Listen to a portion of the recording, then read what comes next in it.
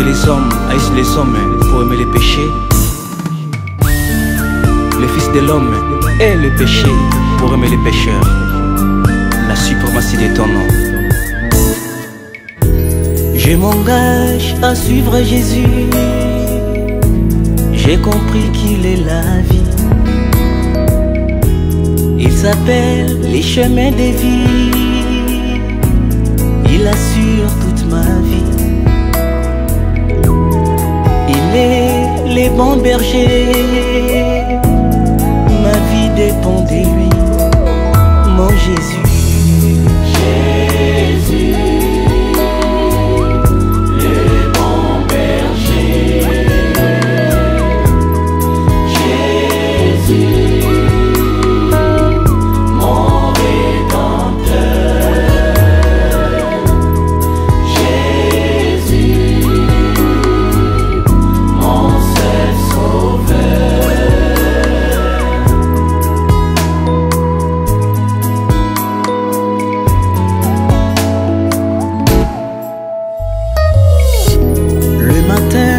Je me réveille, je fléchis mes genoux, je bénis son Saint-Nom pour la grâce qu'il m'a faite. Il m'a donné la vie, mon Jésus est tout pour moi. Oh.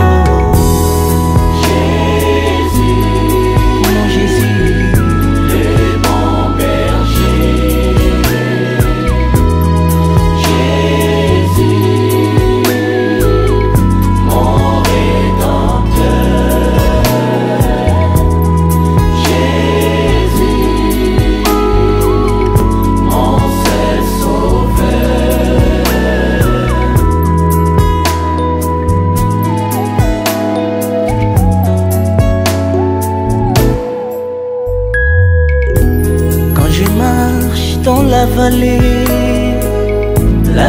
de l'ombre et de la mort,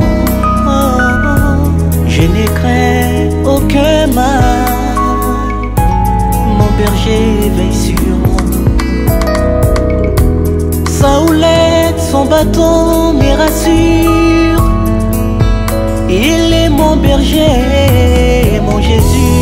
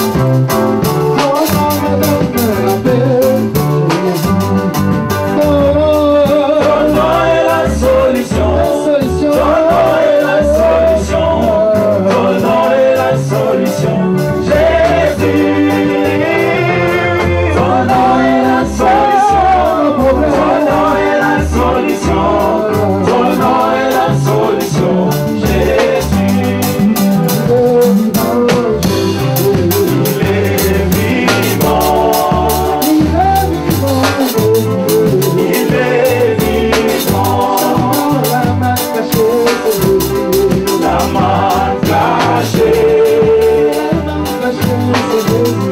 la main cachée. Alléluia, Amen. Alléluia, Alléluia, Alléluia,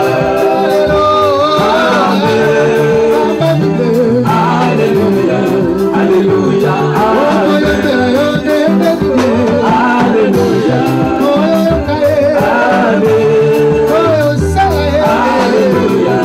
Alléluia, Oh, le roi des rois, c'est Jésus. le roi des rois, Oh, le roi des rois, c'est Jésus. le roi des rois, Oh, le roi des rois, c'est Jésus. le roi des rois, C'est Yeshua. le roi des rois. Alléluia, Amen. Alléluia, Alléluia, Amen. Alléluia, Amen. Alléluia, Alléluia,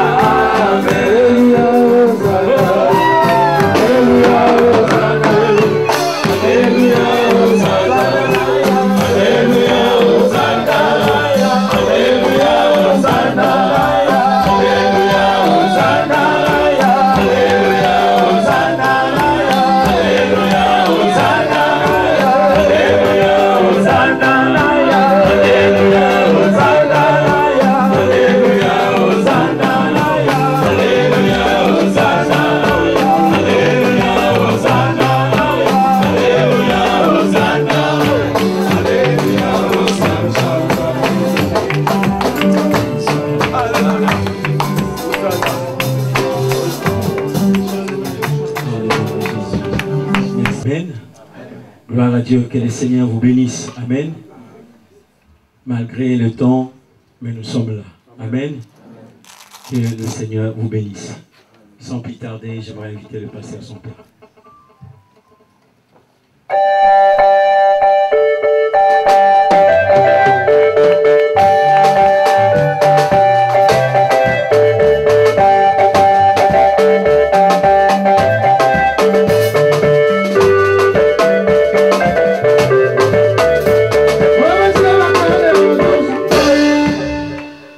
Voilà, merci.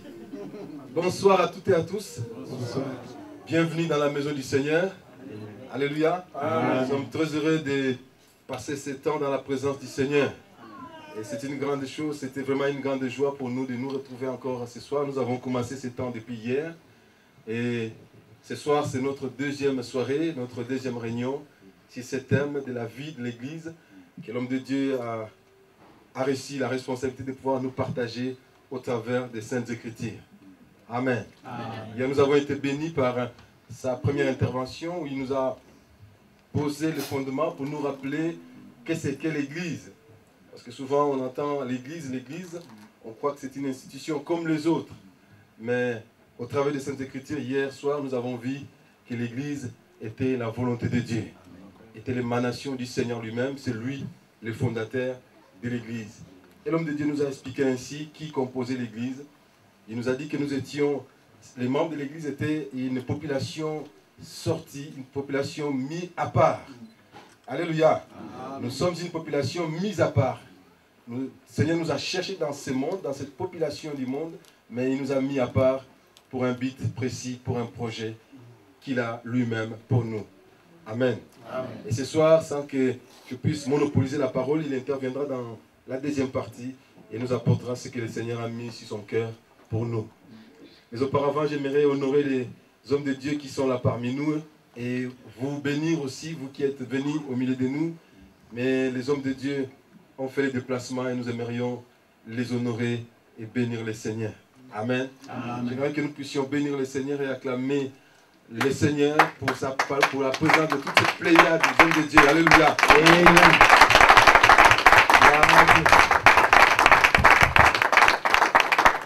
Ces hommes que le Seigneur a investis dans cette ville de Strasbourg, dans cette région d'Alsace, pour parler de lui, pour annoncer sa parole et pour diriger son peuple. Je veux que nous puissions recevoir le pasteur Jojo, qui est le président de l'Union des églises ici de l'immigration.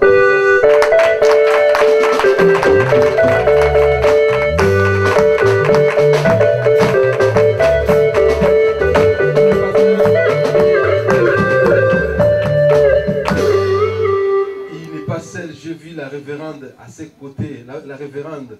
Maman, je vous ai vu. Est-ce que vous pouvez vous mettre debout? Le peuple de Dieu va vous...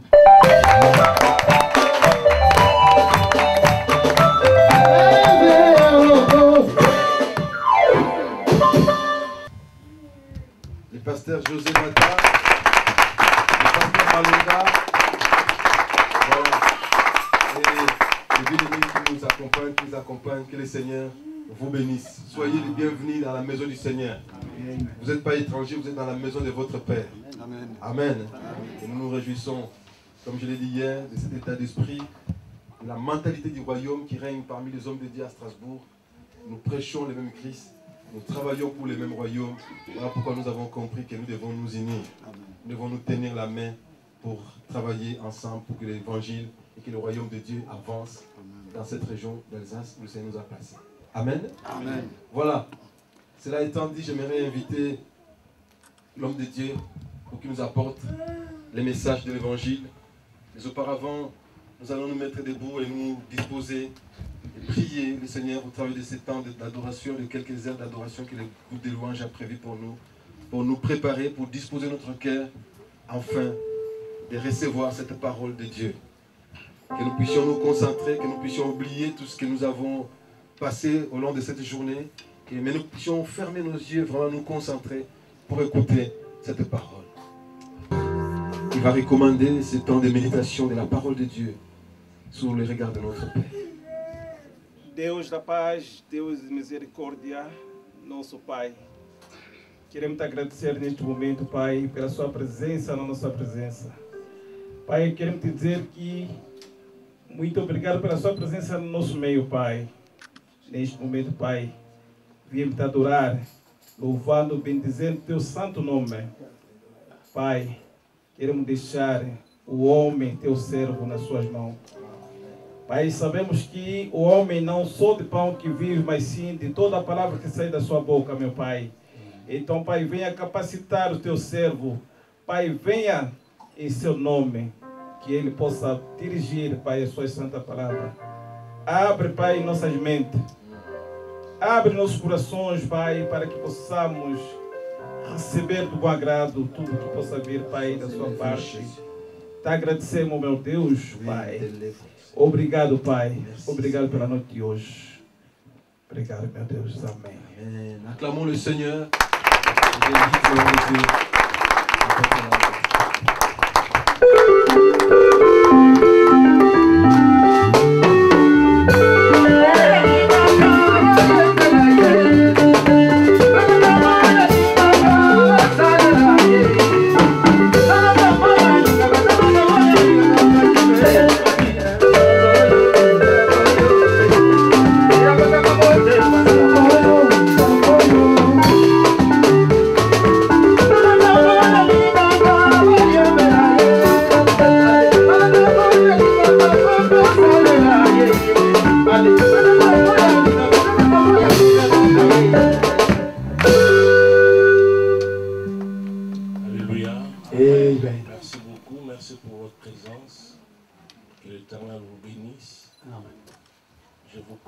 Que vous êtes dans un bon endroit. Amen. Car là où 2 ou 3 sont réunis en son nom, le Seigneur est au milieu d'eux. Le Seigneur est avec nous. Il est au milieu de nous. Il va se manifester par sa parole pour nous consoler, pour nous toucher, pour nous faire du bien. Amen. Amen. Et aussi pour nous édifier. Je bénis le Seigneur pour sa présence parmi nous. Et aussi merci à tous les hommes de Dieu qui se sont disposés pour participer à ces séminaires. Vous savez, la présence des hommes de Dieu dans un endroit comme celui-ci fait toujours du bien aux organisateurs et même à l'orateur. Que le Seigneur vous bénisse, chers collègues, serviteurs de Dieu, pour votre présence. Merci beaucoup. Merci pour cette unité. Que le Seigneur vous bénisse abondamment. Et merci pour l'Église. J'avais dit hier, si vous n'êtes pas là, la parole de Dieu ne sera pas prêchée. Merci pour toi qui est là, qui est venu pour écouter la parole de Dieu. Alléluia. Amen. Hier, nous avions commencé notre thème intitulé « La vie de l'Église ». Notre texte de base, nous l'avions tiré dans les livres des Actes des Apôtres, chapitre 2, versets 41 à 47.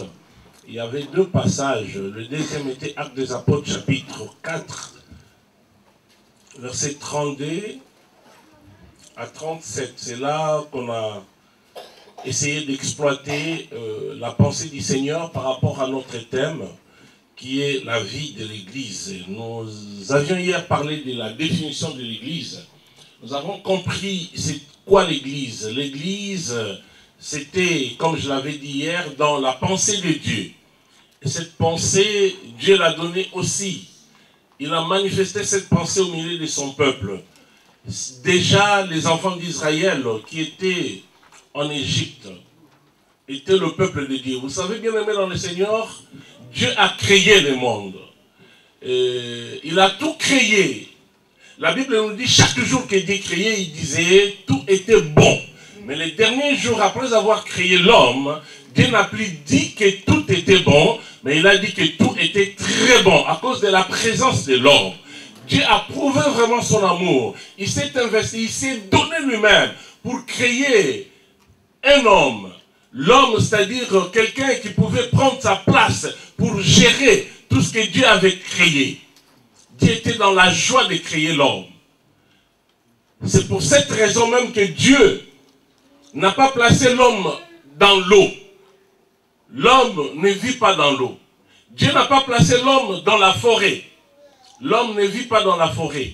Dieu n'a pas placé l'homme dans les déserts. Mais pour mettre l'homme dans toutes les conditions merveilleuses, Dieu a placé l'homme dans les jardins d'Éden. Vous savez, Éden veut dire lieu de délices et d'abondance. Dieu a placé l'homme dans les jardins d'Éden. Parmi toutes les choses que Dieu avait créées, la chose qui était plus fignolée, c'était les jardins d'Éden. Les jardins d'Éden étaient très bien créés. Et c'est là que Dieu avait placé l'homme pour prouver comment il tenait à l'homme. Alléluia. Amen. Alors, quand l'homme s'est éloigné, quand l'homme est sorti de la pensée de Dieu, Dieu a voulu récupérer l'homme qu'il avait créé à son image et selon sa ressemblance.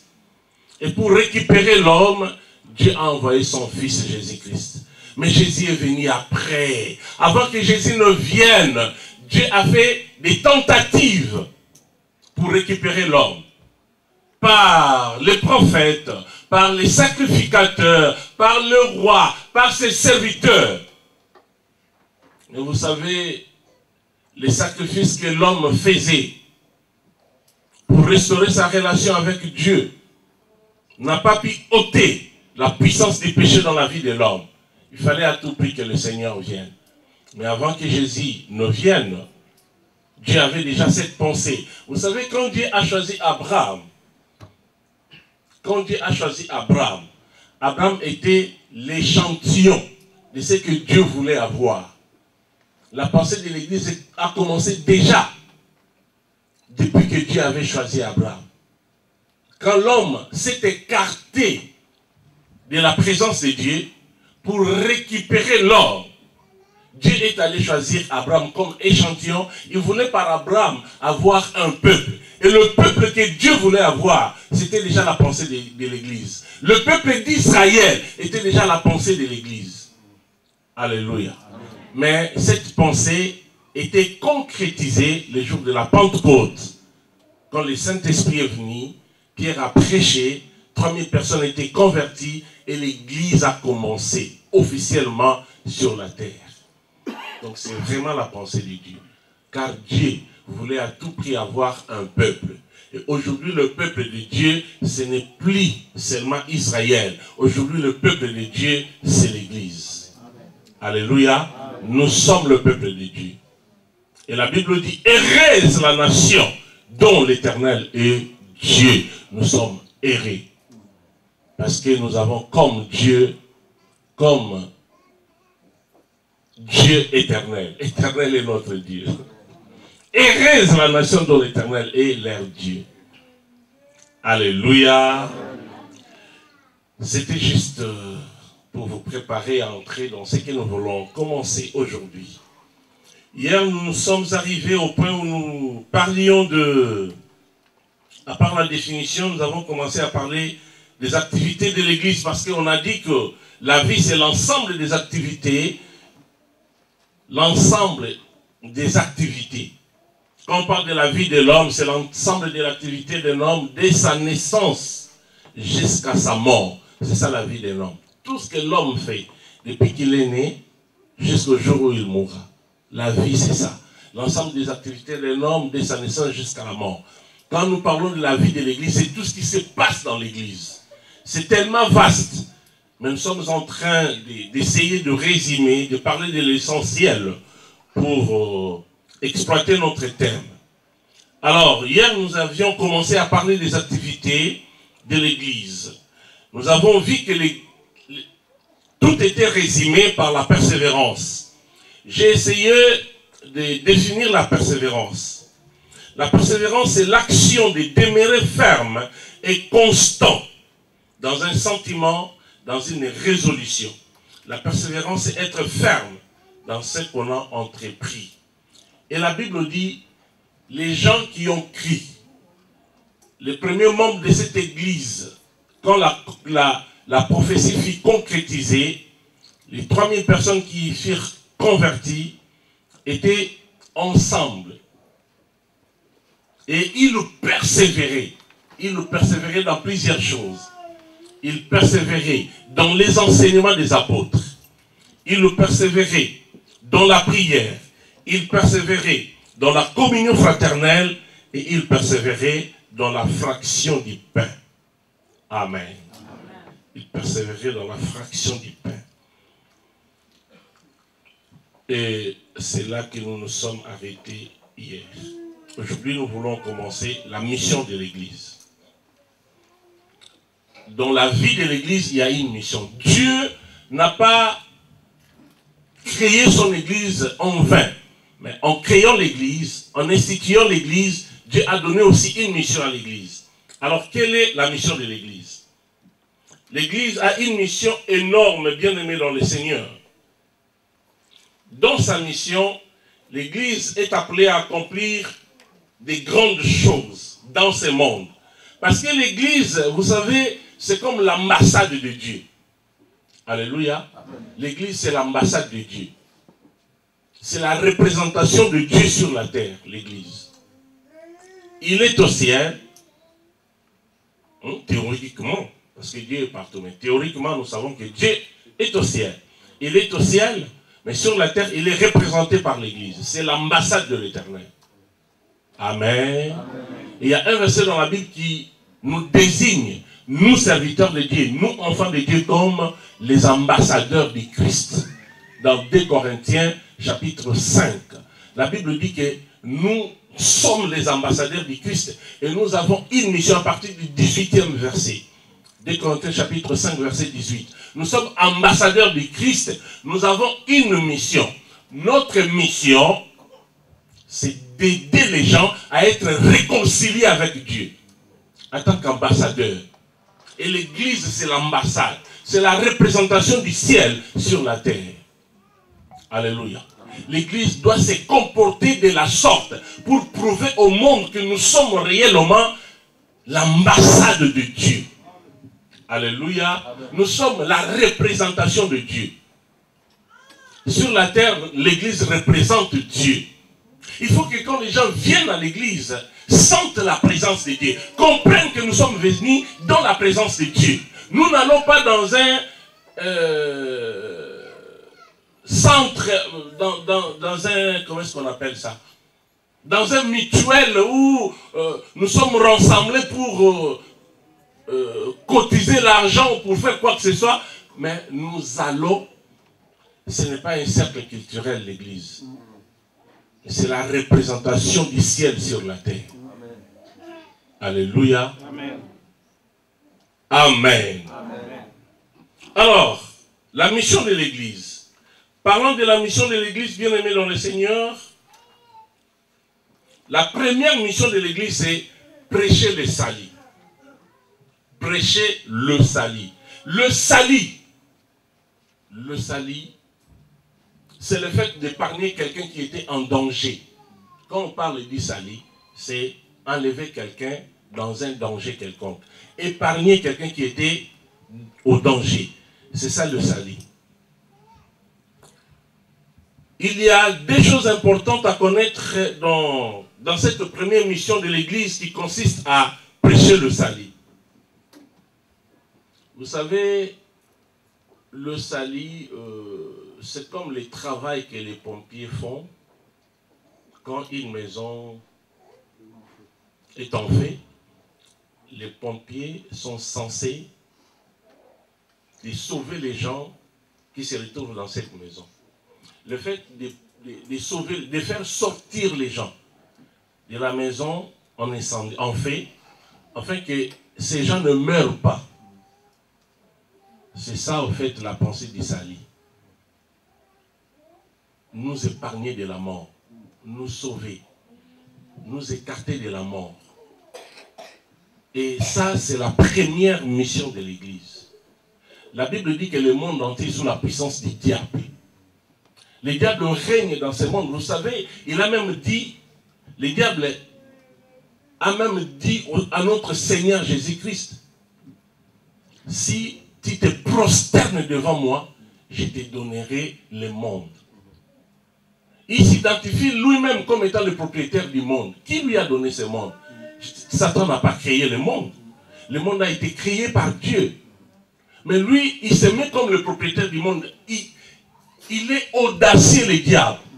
Jusqu'au point de dire à notre Seigneur, si tu te prosternes devant moi, je te donnerai ce monde. Il règne dans ce monde. Si vous lisez 1 Jean chapitre 5, verset 19, la Bible dit que le monde entier est sous la puissance du diable. Gloire au Seigneur, car la Bible va encore plus loin pour dire que nous sommes de Dieu. Amen. Alléluia. Amen. Vous, petits enfants, vous êtes de Dieu. Vous les avez vaincus. Parce que celui qui est en vous est plus grand que celui qui règne dans ce monde. Amen. Amen. Le salut, c'est épargner les gens du danger. Épargner les gens de toutes les œuvres que le diable a sémées dans ce monde. Comme il prétend que le monde lui appartient, il a sémé beaucoup de choses. Il a fait beaucoup de choses dans ce monde, mais nous devons épargner les gens des œuvres du diable. Tout ce qu'il a sémé dans ce monde. Ça, c'est le salut. Faire sortir les gens du danger. Faire sortir les gens de la mort. Car la Bible dit celui qui pêche, celui qui vit dans le péché est considéré comme mort. Donc tous ces gens-là qui vivent dans les péchés sont morts devant Dieu. Alors le salut, c'est les aider, les faire sortir de la mort pour les amener à Dieu, pour les amener à la vie. Je disais qu'il y a des choses importantes à connaître dans cette première mission de l'Église qui consiste à prêcher le salut. La première chose dans prêcher le salut, c'est annoncer la bonne nouvelle. Pour prêcher le salut, il faut commencer par annoncer la bonne nouvelle. Bien aimé, la bonne nouvelle, c'est... Quand on parle de la bonne nouvelle, nous voyons l'annonce de la mort et la résurrection de Jésus-Christ. C'est ça la bonne nouvelle. Alléluia. La bonne nouvelle, c'est l'annonce de la mort et la résurrection de Jésus. Pourquoi Jésus est-il mort? Jésus est mort pour nous pécheurs. Et pour nous sauver, il l'a ressuscité. Il nous a donné la victoire. Ça, c'est la bonne nouvelle. Quand quelqu'un reçoit cette bonne nouvelle, il est sauvé. La bonne nouvelle consiste à annoncer, à parler de la mort et la résurrection de Jésus. Pourquoi nous devons annoncer la bonne nouvelle? C'est pour gagner les païens, les amener au Seigneur. L'Église doit aider les païens à comprendre que Jésus a accepté de mourir pour notre salut. Et après la mort, il a été ressuscité d'entre les morts. Voilà la bonne nouvelle que nous devons propager. La mort et la résurrection de notre Seigneur Jésus-Christ. Annoncer la bonne nouvelle. Dans annoncer la bonne nouvelle, nous avons dire aux gens que Jésus est mort et ressuscité pour notre salut. Et dans annoncer la bonne nouvelle, il y a encore une autre chose, c'est stimuler la foi des chrétiens. Alléluia. L'Église a le devoir de stimuler la foi des chrétiens. Il ne faut jamais accepter un prédicateur qui passe pour dire, tel que vous êtes là, vous ne serez jamais guéri de vos maladies, tel que vous êtes là, vous ne serez jamais béni, tel que vous êtes là, vous mourrez, vous allez mourir pauvre, tel que vous êtes là, vous aurez toujours des problèmes. Il ne faut jamais accepter de telles prédications. Nous sommes là pour stimuler la foi des chrétiens. Ça, c'est le devoir de l'Église. Alléluia. Il faut dire aux chrétiens qu'après ce monde, après la mort, il y a une vie extraordinaire qui nous attend. Et le Seigneur nous a appelés. Vous savez, un jour, l'apôtre Pierre a posé la question à notre Seigneur Jésus. Il lui a posé la question, Seigneur, nous avons tout quitté pour te suivre. Qu'est-ce que nous allons gagner? Qu'est-ce que nous recevrons? Jésus dira, en vérité, je vous l'ai dit, pour celui qui a tout quitté pour moi et pour la bonne nouvelle, recevra dans ce monde les centuples. Il faut stimuler la foi des croyants. Il faut dire aux chrétiens que vous serez bénis. C'est possible que vous soyez bénis. Parce que notre Dieu est celui qui bénit. Ça, c'est stimuler la foi. Il faut prêcher de sorte que les chrétiens aient toujours de l'espérance, l'espoir de recevoir quelque chose de la part de Dieu à cause de leur foi, à cause de leur attachement au Seigneur. La Bible dit, ceux qui croient en Jésus-Christ ne seront jamais dans la confusion. Ça, c'est stimuler la foi. Même si vous avez des problèmes, je suis venu vous dire, quels que soient les problèmes qui vous troublent, ne désespérez jamais. Et n'acceptez jamais de mourir avant le temps. Le Seigneur vous a destiné à de grandes choses. Ne mourrez pas avant de voir l'accomplissement de tout ce que Dieu a prévu pour vous. C'est pourquoi la Bible nous dit clairement, il y a quelqu'un dans la Bible qui dit, je ne mourrai pas, je vivrai et je témoignerai le merveille de Dieu. Ça, c'est l'évangile que l'Église doit apporter aux enfants de Dieu. Stimuler la foi. Dire aux malades que le Seigneur vous guérira. D'ailleurs, la Bible dit, c'est par le meurtrissure de Jésus que nous avons été guéris. Si quelqu'un est malade, il faut lui annoncer la bonne nouvelle, qu'il sera guéri. Parce que Jésus a accepté d'être blessé pour que nous soyons en bonne santé. Il s'est fait pauvre pour que nous soyons riches. Alléluia. La richesse de ce monde ne sont pas seulement, les richesses de ce monde ne sont pas seulement pour le païen, mais aussi pour nous, enfants de Dieu. Car Dieu est mon Père et la bénédiction est mon droit. Ça, c'est une façon de stimuler la foi. Ça, c'est la mission de l'Église. Il ne faut pas que les gens viennent dans l'Église KO et sortir KO. Quand les gens viennent à l'Église KO, ils doivent sortir OK. Un jour, je suis allé visiter quelqu'un, une famille, il y a longtemps, à Kinshasa. Le propriétaire de la parcelle venait d'être converti, mais cette parcelle était un bar où on vendait la boisson, les gens dansaient là-bas. Et j'ai vu, j'étais curieux de voir les inscriptions sur le mur, c'était écrit, on a écrit le nom du propriétaire. Donnons-lui le nom de Jean. C'est Jean. Ici, Jean Bar. Jean Bar. Ici, on entre, OK, on sort KO. Donc, si vous allez dans cet endroit, vous allez entrer OK pour sortir KO. Entrez OK, vous avez votre argent, vous êtes OK. Entrez OK, c'est-à-dire vous n'avez encore rien bu, vous avez votre... Tout est en place. Mais quand vous allez boire après, vous allez sortir KO. Et les responsables de cet endroit ont dit, n'acceptez pas de sortir OK. Avant de sortir, rassurez-vous que vous êtes vraiment KO. Et là, vous pouvez sortir. C'est contrairement à l'église. L'église, c'est l'endroit où on vient KO. Pourquoi nous venons KO à l'église? Nous venons avec nos problèmes, nous venons avec le péché, nous venons avec tout ce qu'on a connu dans ce monde, la déception.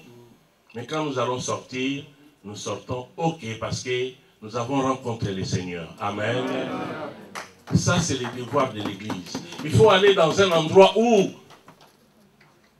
on stimule votre foi. La foi est stimulée pour que vous puissiez avoir confiance au Seigneur. Alléluia. Amen. Stimuler la foi des chrétiens, les fortifier, les édifier. L'église est un endroit qui reçoit plusieurs personnes qui ont de divers problèmes et qui ont besoin de l'intervention divine. Exactement comme à l'époque de Jésus. Vous savez, à l'époque de Jésus, plusieurs personnes suivaient Jésus, mais tous ne venaient pas pour la même cause. Parmi les gens qui suivaient Jésus, il y avait des gens qui ne venaient que pour manger. Parce qu'ils se disaient, Jésus est le faiseur de miracles, il va multiplier le pain et nous allons manger. Et plusieurs ne venaient que pour manger. Et parmi les gens qui suivaient Jésus, comprenez qu'il y avait aussi les gens qui venaient par curiosité. Ils se disaient, mais qui est ce Jésus? Est-ce qu'il est vraiment l'homme selon la pensée de Dieu? C'est vraiment lui le Messie. Donc ils venaient pour voir si Jésus était réellement le Messie. Ils venaient par curiosité. Mais il y avait aussi ceux qui venaient pour écouter la parole de Dieu. Amen. Aujourd'hui, il y a aussi des gens qui viennent de tout leur cœur à l'église pour écouter la parole. Il faut que ces gens, leur foi soit stimulée. Il faut que ces gens aient quelque chose. Quand ils vont rentrer, qu'ils puissent dire, j'étais à l'église et je suis content. Ce n'est pas en vain que David a dit, je suis dans la joie. Quand on me dit, allons dans la maison de l'Éternel. Quand on va dans la maison de Dieu, il faut qu'on trouve son compte. Qu'on reçoive quelque chose. Parce qu'on a été dans la maison de l'Éternel. Amen. Amen. La mission de l'Église, dans prêcher la parole, dans prêcher le salut, il y a annonce de la bonne nouvelle, point A. Et dans prêcher le salut, il y a aussi l'enseignement. Il y a l'enseignement. Il faut enseigner la parole de Dieu. L'Église est appelée à enseigner la parole. Stimuler la foi, ça c'est par des prédications, par des actions évangéliques, mais il faut aussi penser à un moment d'enseignement, où les gens sont enseignés, car l'enseignement est très important pour l'Église. L'enseignement aide la personne à croître dans sa vie chrétienne, à avoir vraiment les qualités de Jésus-Christ, pour être un bon chrétien. L'enseignement. L'enseignement est très important, pourquoi? Pour faire asseoir les gens dans les Écritures saintes. C'est seulement par les enseignements que le peuple de Dieu peut s'asseoir dans les saintes Écritures et avoir une certaine connaissance. L'enseignement amène la formation. L'enseignement c'est la formation et l'enseignement amène la connaissance. Donc il faut que l'Église soit équilibrée. D'une part, vous prêchez pour stimuler la foi et d'autre part, vous enseignez. Il ne faut pas qu'il n'y ait que des enseignements dans l'Église. Il ne faut pas non plus qu'il n'y ait que de prédications pour stimuler la foi. Il faut qu'il y ait ces deux choses. Amen. Ça, c'est la première mission de l'Église. C'était quoi? Prêcher le salut. Deuxième mission de l'Église, pourvoir aux moyens d'adoration.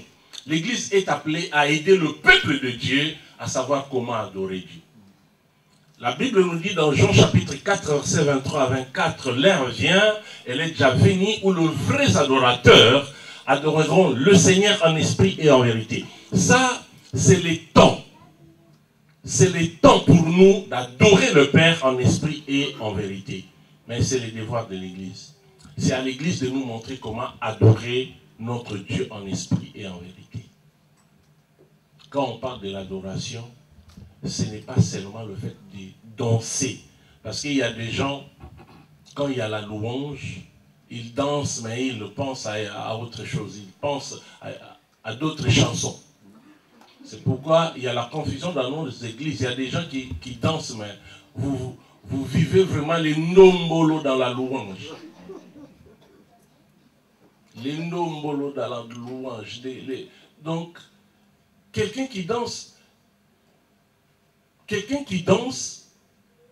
on est en train de chanter une chanson, adorer Dieu. Et dans l'adoration, il y a la partie adoration, il y a aussi la partie louange. Quand on parle de l'adoration, ça englobe tout ça. Mais il faut que les gens aient cette pensée de l'adoration. L'adoration, c'est reconnaître ce que Dieu est. Reconnaître ce que Dieu est. Ça, c'est l'adoration. Lui dire des mots qui prouvent réellement qu'il est Dieu, qu'il est extraordinaire, qu'il est incomparable. Ça, c'est dans la mission de l'Église. Et c'est le devoir de l'Église. Montrer au peuple comment adorer Dieu. Il est important, un dimanche, on parle de l'adoration. Comment adorer Dieu? Il faut que les gens comprennent c'est quoi l'adoration. L'adoration, c'est mettre Dieu à sa place. Connaître ce qu'il est réellement. C'est contraire à la louange. La louange, c'est élever le Seigneur à cause de ce qu'il a accompli dans nos vies. Mais l'adoration, c'est reconnaître ce qu'il est. Lui dire qu'il est l'incomparable. Lui dire qu'il est le tout-puissant. Lui dire qu'il est merveilleux. Ça, c'est adorer Dieu. Mais la louange, c'est reconnaître, comme David a dit, mon âme bénit le Seigneur et n'oublie aucun de ses bienfaits. Dans la louange, nous reconnaissons le bienfait de Dieu dans nos vies. Nous sommes en train de témoigner ce qu'il a accompli dans nos vies. Ça, c'est la louange. Mais l'adoration, c'est prosterner, s'humilier pour élever celui qui est digne d'adoration, pour élever le Tout-Puissant. Et l'Église est appelée à montrer au peuple que nous sommes appelés à adorer notre Dieu. Une église vivante est celle qui adore Dieu. Voilà pourquoi j'ai commencé par ce passage qui dit « L'heure vient, elle est déjà venue, où les vrais adorateurs adoreront le Seigneur en esprit et en vérité. » Adoration, c'est le culte rendu à Dieu. L'adoration, c'est l'hommage offert par amour. Quand nous adorons, nous n'attendons pas à recevoir quelque chose, mais nous l'adorons pour ce qu'il est. Mais vous savez, quand vous élevez Dieu dans l'adoration, Dieu, là où il est, il se sent flatté.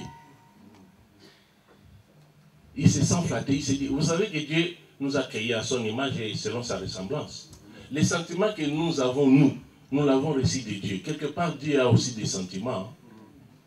Quand on l'adore, il se dit,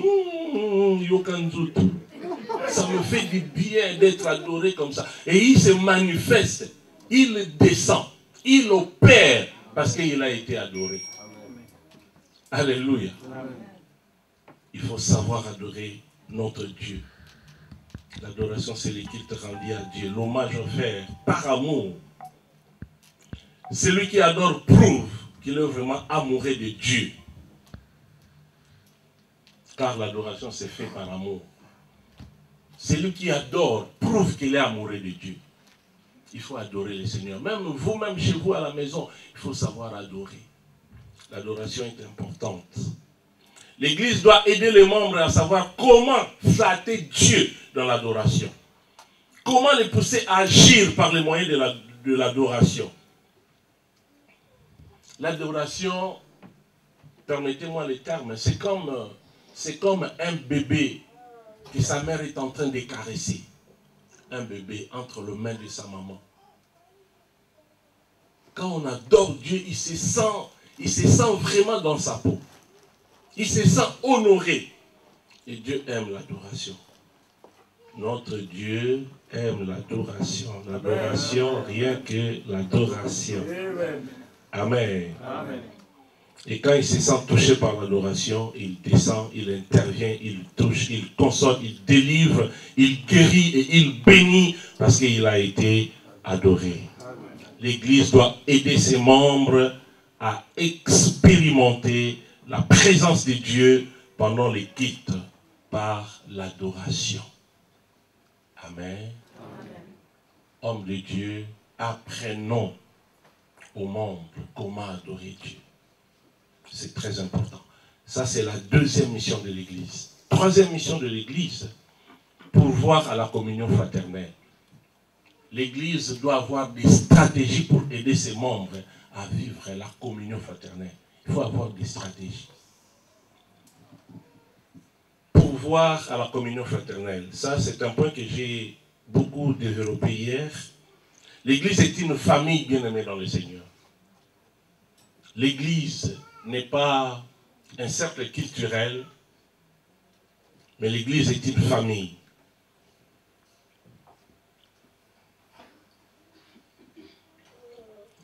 L'Église, c'est l'ensemble des enfants de Dieu. Car hier, nous avions compris que l'Église, c'est l'ensemble des gens mis à part pour une cause, mis à part pour Dieu.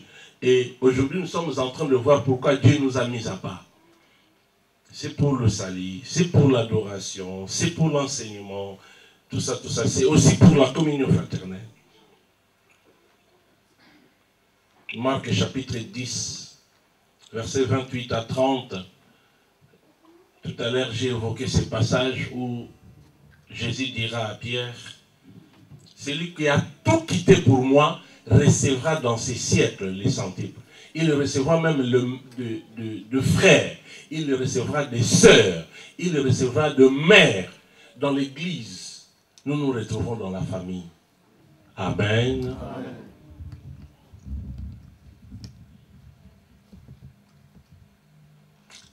Avant de me convertir, j'étais comme un enfant chéri de mon père. Mon père m'aimait beaucoup. Mais dès que je me suis converti, les choses ont complètement changé. Avant ma conversion, j'étais comme le gérant de mon père. Il vendait la boisson et moi j'étais là pour acheter, pour vendre, pour faire tout ça. Mais quand je me suis converti, mon père ne voulait plus me sentir. C'est pourquoi même, comme j'avais dit hier, plusieurs fois j'ai été chassé de chez nous, chez mes parents. Ils m'ont chassé à cause du Seigneur. Mais quand je me suis retrouvé en dehors de ma famille, Dieu m'a donné une autre famille. Moi, j'ai plus vécu avec la famille de l'Église qui est ma famille. C'est l'Église qui m'a beaucoup soutenu que ma famille. Aujourd'hui, avec le recul, je me pose des questions. Pourquoi Dieu a permis cela? Pourquoi Dieu a permis que je sois abandonné, rejeté dans ma famille? Même cette femme de mon père, pourquoi cette femme ne m'a jamais aimé? Mais j'aime cette femme parce que il y a quelques jours, j'avais envoyé des trucs pour elle au pays. Mais il y a deux mamans qui se sont occupées de moi quand je n'avais encore rien, quand j'étais abandonné par ma famille. Et au mois d'août, j'étais à Kinshasa, je pensais à toutes ces mamans-là. J'ai amené des wax, des super wax pour ces femmes-là qui se sont occupées de moi. J'ai donné un peu d'argent à ces femmes-là. Et une maman, quand ma femme est allée la voir pour lui donner super wax et un peu d'argent, cette maman a pris les colis et elle a commencé à pleurer. Elle a dit, oui, Pierre, c'est mon fils. Je me suis occupé de lui quand il était abandonné par sa famille. Dans l'église, nous retrouvons de pères, de mères, de frères et sœurs. Quand nous nous appelons frères et sœurs en Christ, nous devons savoir que nous sommes vraiment frères et sœurs. Ce n'est pas des slogans, mais c'est une réalité que nous devons vivre. Moi, je suis dans la joie de voir aujourd'hui les jeunes se convertir pour le Seigneur. Et quand je vois une jeune fille, un jeune garçon, je l'appelle mon fils, ma fille. Parce que Dieu a dit qu'il nous donnera des enfants dans le Seigneur. Ces gens-là qui se convertissent, ces jeunes, nous devons les considérer comme nos enfants. Les encadrer, les aider. Nous devons, la Bible nous dit, nous devons considérer les vieilles femmes comme nos mères, comme nos pères le vieux, le plus âgé, les hommes âgés comme nos pères. Les enfants, nous devons les considérer les moins âgés, les jeunes. Nous devons les considérer comme nos propres enfants. L'église, c'est la famille. Et c'est à l'église d'aider le membre de vivre la communion chrétienne. Même en organisant des agapés, des fêtes chrétiennes, des choses qui peuvent rassembler les chrétiens. Je connais un pasteur qui me disait, nous pour consolider la fraternité entre les serviteurs, je crois 2 fois par mois, ils organisaient une rencontre, tous les serviteurs de l'église avec leurs femmes, où c'était autour de la parole de Dieu, mais où ils mangeaient ensemble. Ça, c'est pour consolider la fraternité. Il est important de faire de telles choses dans l'église. Jésus mangeait souvent avec ses disciples. Quelque part, après sa mort, les gens ont reconnu que c'était Christ. C'était parce qu'il le faisait quand il mangeait. Comment il faisait l'action de grâce, comment il priait, comment il rompait le pain. Ils ont reconnu, oh, c'est le Seigneur, parce qu'il mangeait souvent avec eux. Mais il y a aujourd'hui les hommes de Dieu qui se croient sacro-saints. Ils ne peuvent pas s'asseoir avec le membre. Non. Ce sont nos frères, nos enfants, nos mamans. Nous devons les considérer comme nos membres, le membre de nos familles. L'Église est appelée à pourvoir à la communion chrétienne, car c'est une famille. C'est là où Christ a dit, dans ces siècles, vous aurez de mères, vous aurez de pères, vous aurez de frères, vous aurez des sœurs, et dans les siècles à venir, vous aurez la vie éternelle. Mais déjà dans ces siècles, nous avons de frères. Si on ne s'est pas connus avant, mais à cause du Christ, le pasteur s'empéra, et mon frère, tu es ma soeur, tu es mon frère, tu es plus jeune, permets-moi de t'appeler ma fille ou mon fils. Amen. Amen. Alléluia. Amen. Ça, c'est ce que le Seigneur veut. Le Seigneur veut que nous puissions nous sentir dans la famille quand nous sommes dans l'église. Il faut éviter la haine. Il faut éviter la division, les disputes, l'incompréhension.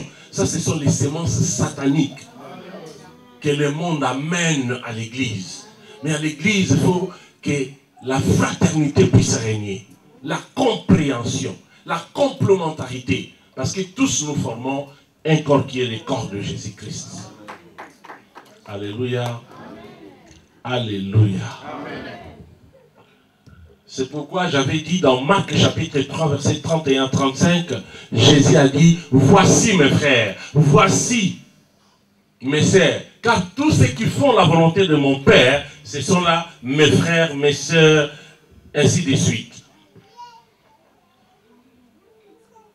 C'est la recommandation du Seigneur que nous puissions nous aimer. J'ai parlé de ces versets de Jean chapitre 13, verset 34. Aimez-vous les uns les autres comme je vous ai aimé. En ceci, tous connaîtront que vous êtes mes disciples si vous vous aimez les uns les autres. Amen. C'est le devoir de l'Église. Organiser des choses qui peuvent nous aider à nous retrouver ensemble, peut-être en train de manger, c'est aussi important. Amen. Quatrième mission de l'Église, c'est maintenir un niveau moral. L'Église est appelée à aider les gens à avoir un niveau moral. Même quand il n'y a plus de morale dans ce monde, mais au travers de l'Église, il faut que les gens s'y retrouvent. Il faut que le respect soit retrouvé parmi les gens. C'est pourquoi on peut reconnaître aussi un chrétien par sa façon de parler. Un chrétien ne dit pas n'importe quoi. N'imite pas le langage du monde. Si le monde a sa façon de parler, l'Église aussi a sa façon de s'exprimer. Alléluia. Amen. Si aujourd'hui, on se dit non, non, non, il n'y a plus de morale dans ce monde. Les gens font n'importe quoi. Les gens disent n'importe quoi. Les gens dansent n'importe comment. À la lire où vont les choses, il arrivera les temps où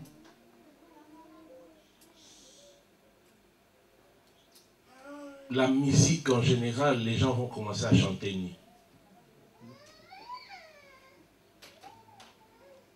Ça se fait déjà, hein? Non seulement parmi les Africains. J'ai suivi, je ne me rappelle plus, c'était qui, Johnny Hallyday ou c'est qui chantait, et les femmes qui dansaient n'avaient pas d'habits. Ils ont coloré seulement leur corps. Toutes nues. Mais ils ont fait des décors sur la poitrine, des décors pour camoufler le sexe. Mais en réalité, les femmes étaient nues, toutes nues. On a montré comment on les maquillait. Mais de loin, vous pouvez croire que ces femmes portent des habits, rien. Ils ont tout simplement coloré leur corps. Mais les femmes étaient nues, en train de danser. Il faut que dans l'église, les gens remontent ce que le monde est en train de faire perdre. Alléluia. C'est le devoir de l'église. Bien aimé, l'église, c'est la colonne de la vérité. L'église doit faire régner la vérité. L'église doit faire briller la lumière. Matthieu chapitre 5, versets 13 à 16. La Bible nous montre que l'église est comme une maison construite sur la montagne qu'on ne peut jamais cacher. L'église est semblable au sel qu'on met dans la nourriture. Quand on a mis le sel dans la nourriture, quand vous mangez, vous allez vous retrouver qu'ici on a mis du sel. L'église donne du goût, de la saveur au monde. Même quand il n'y a plus de morale, mais avec l'église, il faut que le moral soit retrouvé. Alléluia. L'église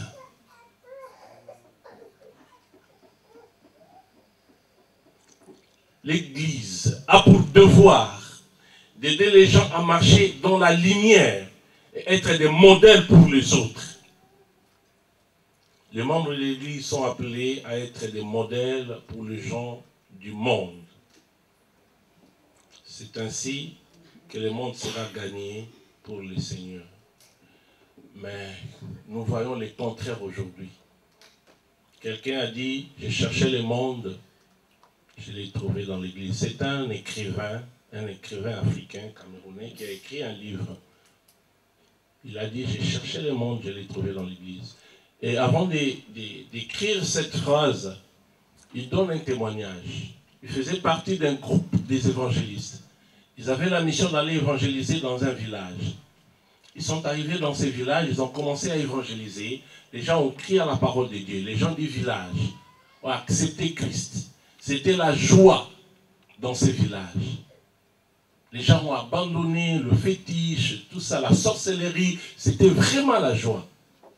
Et les chrétiens se sont dit, nous ne devons pas nous limiter à ce niveau, nous devons monter. Il faut que nous prêchions aussi la parole aux chefs du village. Quand ils sont allés voir les chefs du village, celui-ci leur dira, moi je ne veux plus être hypocrite. Donc pour le chef du village, être chrétien c'est être hypocrite. Selon le chef du village. Et ce chef a dit, ce que le païen de mon village font en public, les chrétiens de mon village le font en cachette. Donc ce sont des hypocrites.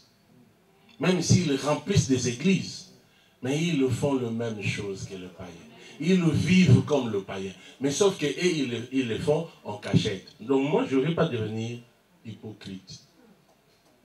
Voilà ce qui a poussé cet auteur à dire, j'ai cherché le monde, je l'ai trouvé dans l'église. Les gens de l'église vivaient comme les gens du monde, mais sauf qu'eux, ils étaient hypocrites. Ils le faisaient en cachette. Amen. Amen. Les souhaits de Dieu est que nous puissions faire voir la lumière, faire entrer la lumière là où les ténèbres ont régné. La Bible dit, les ténèbres ne régneront pas toujours sur cette terre où il y a maintenant de l'angoisse. Aujourd'hui, il y a de l'angoisse, mais il faut que la lumière luise. Jésus-Christ, quand il est venu, il a tout changé. Il a fait entrer la lumière. La Bible dit, les gens qui étaient assis dans les ténèbres ont vu une grande lumière quand Jésus-Christ a apparu. Nous sommes chrétiens. Nous devons vivre comme Christ. Nous devons faire apparaître la lumière là où règnent les ténèbres. Tout à l'heure, avant d'entrer ici, j'ai reçu le coup de fil de mon petit frère qui est à Kinshasa. Il est maintenant prédicateur, il est aussi pasteur comme moi, mon petit frère. Il m'a appelé, j'ai parlé avec lui, il m'a dit, il me rappelle chaque fois, il m'a dit, je suis trop fier d'être ton petit frère. Si aujourd'hui je suis ce que je suis, c'est parce que tu m'as aidé à connaître le Seigneur. Et le Seigneur m'a fait du bien. Il est aujourd'hui prédicateur, mais c'est un garçon qui a beaucoup étudié, il est licencié en chimie. Et le Seigneur lui a donné les dons. Il est docteur de la parole. Il prêche très bien la parole de Dieu. Il m'a dit tout à l'heure, c'est grâce à vous qu'aujourd'hui la famille a connu le Seigneur. Il y a un autre petit frère qui est avant les chimistes, qui est ingénieur. Lui, il m'appelle tout le temps, il me dit, même quand j'étais au mois d'août à Kinshasa, il m'a dit, Yaya, nous sommes fiers de t'avoir comme grand frère, car c'est grâce à toi que nous sommes ce que nous sommes aujourd'hui. Et même financièrement, ils sont bénis, mais ils reconnaissent que parce qu'un jour, ils ont reçu Jésus-Christ. Jésus a changé leur destinée. Nous sommes là pour apporter la lumière. Nous devons apporter la lumière dans nos familles. Nous devons apporter la lumière dans nos milieux, là où nous sommes, même là où nous travaillons. Nous devons prouver que nous sommes chrétiens. Prouvons que nous sommes différents des autres. Hier, j'ai dit, s'il y a de mauvais, nous devons savoir qu'il y a aussi des bons. Nous sommes parmi les bons. Alléluia. Nous devons prouver que nous sommes parmi les bons. Et nous sommes les enfants de Dieu. Amen. Amen. Voilà en quelques lignes la mission de l'Église. Mais ce n'est pas tout. Il y a aussi les devoirs de membres. Quels sont les devoirs de membres de l'Église? Les membres de l'Église ont aussi les devoirs envers l'Église. Dans la vie de l'Église, il y a la mission de l'Église, mais il y a aussi les devoirs de membres. En tant que membres de l'Église, nous avons des devoirs. Et quels sont nos devoirs en tant que membres de l'Église? Premier devoir de membre de l'Église, participer aux activités de l'Église. Nous sommes appelés à participer à toutes les activités qui sont organisées dans notre Église. Ne soyons pas seulement les chrétiens du dimanche. Il y a des gens qui ne sont que chrétiens dimanche. Dimanche, ils font tout pour ne pas manquer le culte, parce que c'est le dimanche. Mais la vie de l'Église, ce n'est pas seulement les dimanches. D'ailleurs, on reconnaît le vrai chrétien parmi les gens qui viennent assister au culte de la semaine. Il faut participer à toutes les activités de l'Église. Parce que la vie de l'Église, c'est tout ce qui se passe dans l'Église. Un vrai chrétien, membre de l'Église, est celui qui participe à toutes les activités de l'Église. Amen. Amen. Quand il y a une activité, il faut participer. Quand je parle de la participation, ce n'est pas seulement assister, mais participer. Contribuez aussi à ce que cette activité puisse réussir. Contribuez par votre présence. Vous pouvez faire le ménage, vous pouvez arranger les chaises, vous pouvez, si vous avez un talent, vous pouvez mettre votre talent à l'épanouissement de l'église. Vous vous connaissez sur la musique. Mettez ces dons que Dieu vous a donnés pour l'épanouissement de l'œuvre de Dieu. Permettez-moi de vous donner les témoignages de ces garçons qui est avec moi. Cet homme tel que vous le voyez là, il est venu, il travaille, il le fait gratuitement pour l'église. Il a des appareils sophistiqués qu'il a achetés lui-même pour son travail. Et il a mis tous ces appareils pour l'épanouissement de l'église. C'est vraiment quelqu'un du domaine. Il travaillait dans une maison, il travaillait pour gagner son argent. Mais aujourd'hui, il fait tout dans l'église. Il a apporté sa connaissance, il a apporté son savoir, il a apporté son intelligence à l'église. C'est quelqu'un que Dieu doit élever et bénir. Et moi, je suis venu ici. L'église ne sait pas payer les transports pour moi, mais lui, il a payé lui-même. Il a payé comme ça, 60 €, lui-même, aller-retour. Et quand je lui dis, mon fils, prends ça, oh non, papa, moi, le Seigneur me donnera d'une autre façon. Ça, c'est contribuer pour l'avancement de l'œuvre de Dieu. Dès que j'ai un programme, je le mets au courant, j'ai un programme, telle date, il se sacrifie. C'est quelqu'un qui est vraiment connu. Hein? Il travaille dans le mariage, mais il accepte pour le Seigneur de laisser l'argent qu'il peut gagner en travaillant dans un mariage. Mais venir ici comme un samedi aujourd'hui, il pouvait aller faire un mariage. Parce qu'il fait des DVD, c'est quelqu'un qui est connu dans le milieu des Châteauroux. Il travaille vraiment. C'est lui qui fait des pochettes, des théâtres, de la musique. Il fait beaucoup de choses. Mais il a accepté de mettre tout ça pour l'avancement de l'œuvre de Dieu. C'est merveilleux.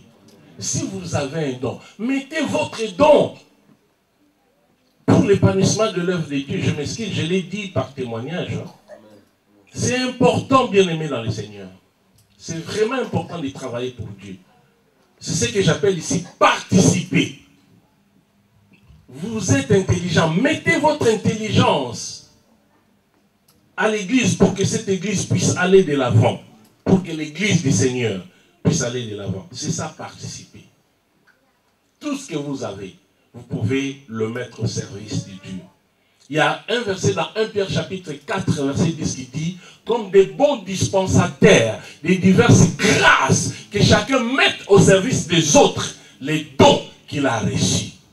Vous avez des dons. Mettez au service des autres les dons que Dieu vous a donnés pour que l'église de Dieu puisse aller de l'avant. L'église, ce n'est pas seulement la médiocrité. L'église doit aller à l'excellence. Nous devons faire de bonnes choses à l'église. Alléluia. Quand il y a les sérieux, il y a l'organisation, il y a de bonnes choses, nous pouvons attirer les autres. Mais il y a des gens qui ne parviennent pas à rester dans nos églises parce que quand ils entrent, ils trouvent que c'est vraiment un niveau bas. Ce niveau-là n'est pas pour eux. Mais si les gens viennent, ils trouvent qu'il y a du sérieux, il y a l'organisation, il y a la bonne parole, il y a l'onction. Même si on n'évangélise pas, les gens viendront. Parce qu'ils vont trouver du sérieux. Mais c'est à toi de faire que l'église arrive à un certain niveau. Parce que tu es membre de l'église. Amen. Amen. Alléluia. Amen. Que Dieu soit loué. Ça, c'est parmi les devoirs de membre. Participer aux activités de l'église. Deuxièmement, prier pour son église. Il faut que le membre prie pour leur église. 1 Timothée chapitre 2, verset 1 à 4, la Bible dit, Il faut prier, parce que cela est bon et agréable à Dieu notre Père, qui fait que tous soient sauvés et parviennent à la connaissance du salut. J'exhorte donc à faire toutes sortes de prières dans 1 Timothée, chapitre 2, versets 1 à 4.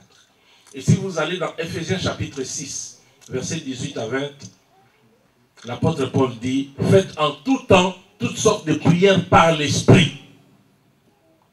Priez.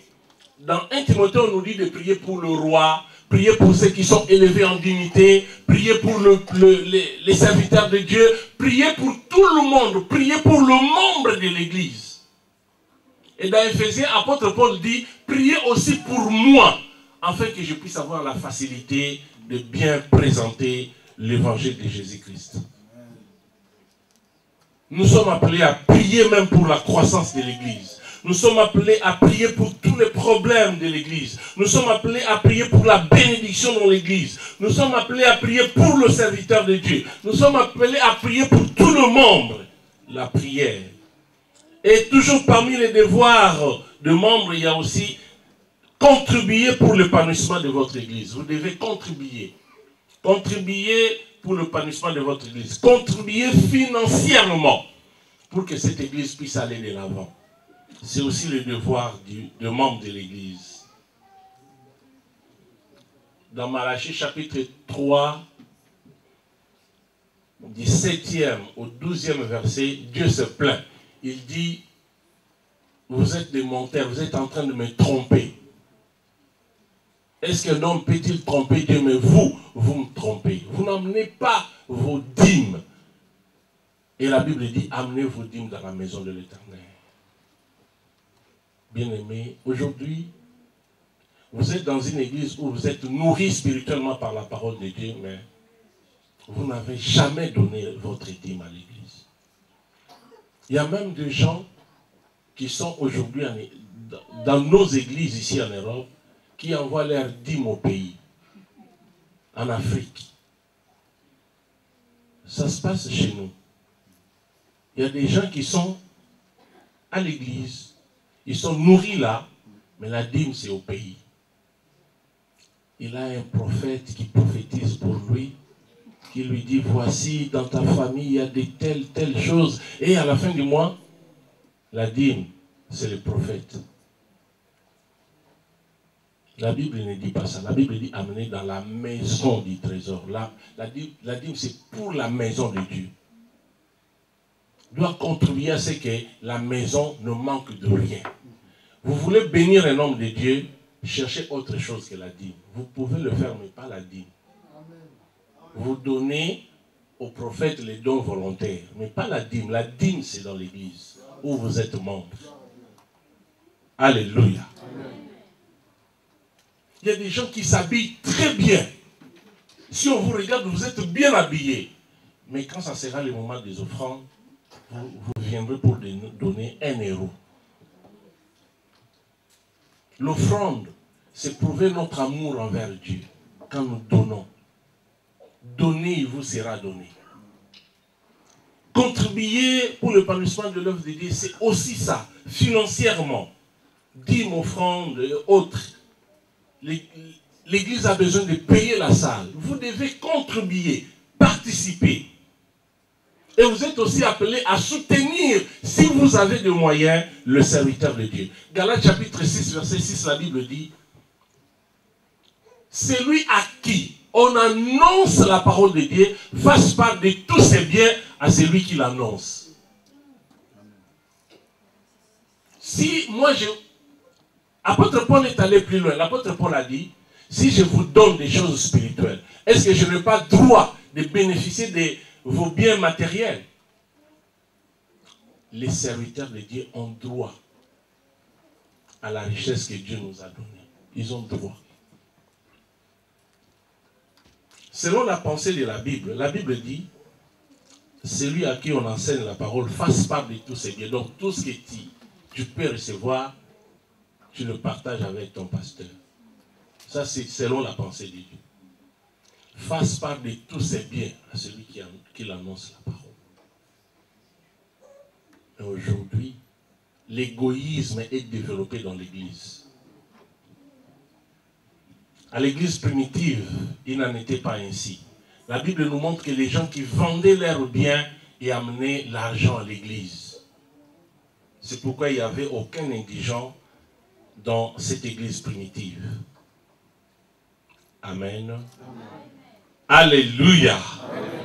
Il y a beaucoup de choses à dire là-dessus, mais faute de temps, je ne peux pas tout épuiser. Les devoirs de membres de l'église envers les devoirs de membres de l'église. Bien-aimés, si nous lisons 1 Timothée chapitre 5, versets 17 à 19, la Bible dit que le serviteur de Dieu, les gens qui travaillent dans l'église, méritent un double honneur. Le membre est appelé à respecter les dirigeants de son église. Le respecter et aussi le soutenir. Mais nous devons respecter nos conducteurs. Si nous allons dans Hébreux chapitre 13, verset 17, la Bible dit que nous devons obéir à nos conducteurs parce qu'ils veillent pour nos âmes. Hébreux chapitre 13, verset 17. Nos conducteurs veillent sur nos âmes et nous devons les obéir. Nous devons manifester envers nos conducteurs la soumission. Nous devons faire en sorte que nos conducteurs puissent être dans la joie d'intercéder pour nous, de travailler pour le Seigneur. Alléluia. Voilà, bien-aimés dans le Seigneur, ce que le Seigneur a permis que je puisse partager avec vous pour ce qui concerne la vie de l'Église. Et demain, dimanche, nous allons vraiment monter et je crois qu'on aura le temps de prier aussi pour les gens qui ont des problèmes. Que l'Éternel vous bénisse et bénisse sa parole au nom de Jésus-Christ. Amen. Gloire à notre Dieu. Je veux que nous puissions nous incliner dans la prière.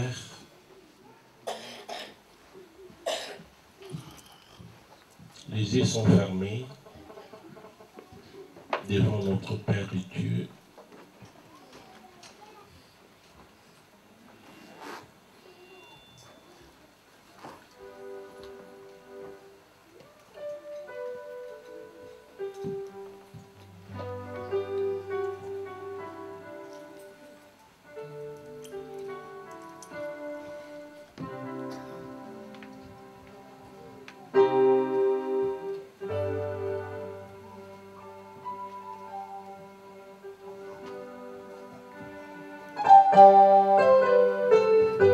Bien-aimés, nous allons élever nos voix pour dire merci à Dieu pour sa parole.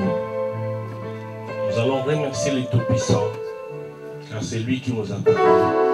Élevons tous nos voix pour bénir le Seigneur. Bénissons le Seigneur tous ensemble, au nom de Jésus-Christ. Que le Seigneur nous rende capables de mettre en pratique sa parole. Les hommes de Dieu vont s'élever, ensemble rester assis et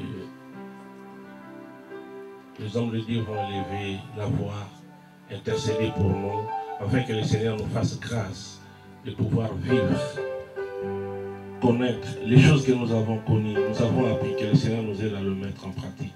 Les hommes de Dieu vont élever la voix.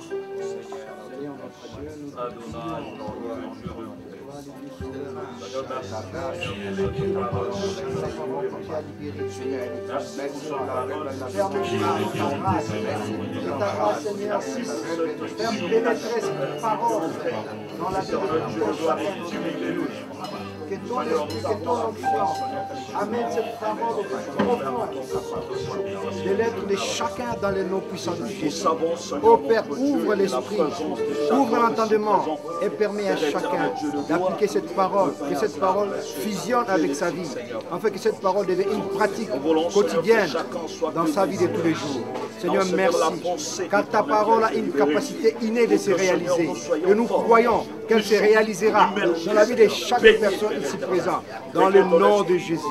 Père, nous implorons ta grâce, dans le nom de Jésus. Alléluia. Que ta grâce amène toute personne, Seigneur, à appliquer cette parole et à vivre cette parole, dans le nom de Jésus.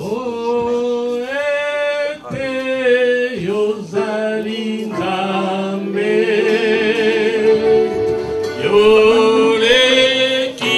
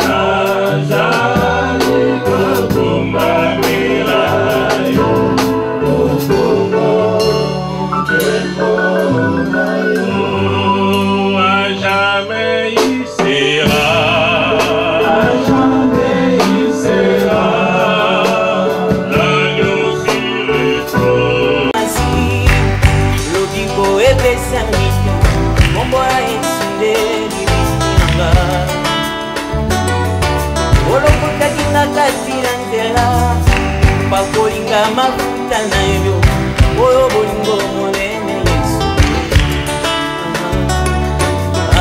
Singalinga kina beba Singalinga kina kufa yo bigi singa ya Singalinga kina beba Singalinga kina kufa okango linga ya